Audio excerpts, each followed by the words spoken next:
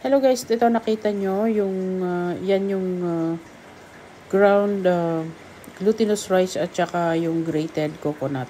So bali minix ko na siya guys, nilagyan ko siya ng tamang tubig lang kasi hindi masyadong maraming tubig dahil magiging madikit siya pag watery. Pagka hindi naman yung kulang na kulang kasi hindi siya magfo-form. So kailangan katamtaman lang po yung tubig na kailangan nito. So, ayan, nakikita nyo yung pino-form ko guys. Ayan. Tapos, syempre, naglagay din tayo ng dry na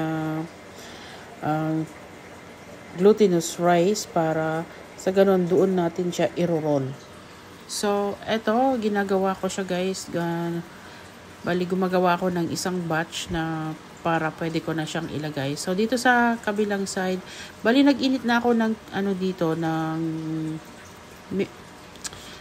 oil. Ayan guys, nakita nyo. Nag-init na ako ng oil. So, para sa ganon, habang nag-form ako, tapos, ayun, piniprito ko na siya. So, it's up to you guys. Pwede naman siyang round or pwede naman siyang flat, yung katulad nung ginagawa ko.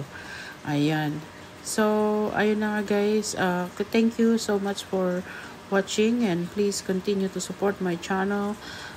Pa-like naman po tong video na to pag nakita nyo, pag kayo po ay gusto ring sundan, gusto ding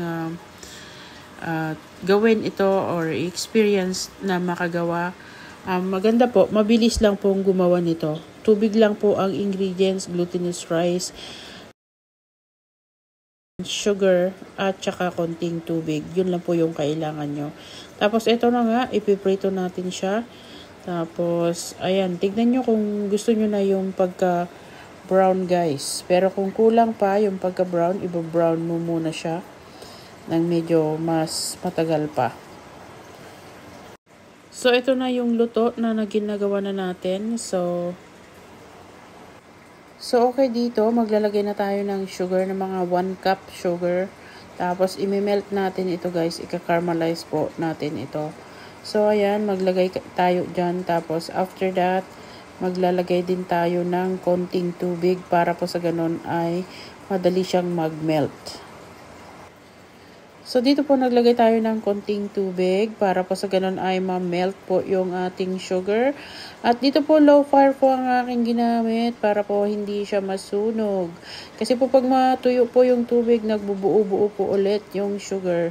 So, kailangan po natin haluin at yun, slow fire po siya. Ayan. Pag na-melt na po lahat yan at pag let's say lumampas yung halo-halo nyo as nagiging dry, ayan, nagbubuo-buo siya. May mga nabuo-buo siya. So, kailangan maglagay po ulit ng konting tubig para po sa ganun ay maghihiwalay-hiwalay sila. Tapos, halu-haluin lang yan, guys. Pagkatapos ng halu-haluin, pag alam nyo nang ready na, ay pwede na pong ilagay yung prito ng glutinous rice. Syempre guys, dito ilagay na natin dahil ready na siya. Ayan, medyo napadami po yung aking nagawa. So, ayan, bali 2 bowl siya na malaki. Ayan, tapos ngayon, halu-haluin lang hanggang sa ma-coat lahat ng mga pritong glutinous rice. Ayan na po. Tapos, kung gusto nyo, bago nyo i-serve, lalagyan siya ng barbecue stick. Kung gusto nyo. Or otherwise, just serve it like this. And they can just help themselves to use the fork or whichever. They can use the stick later on if they want. The barbecue stick. So, ayan na guys. Thank you so much sa inyong panonood. Sana po huwag kalimutan mag-subscribe.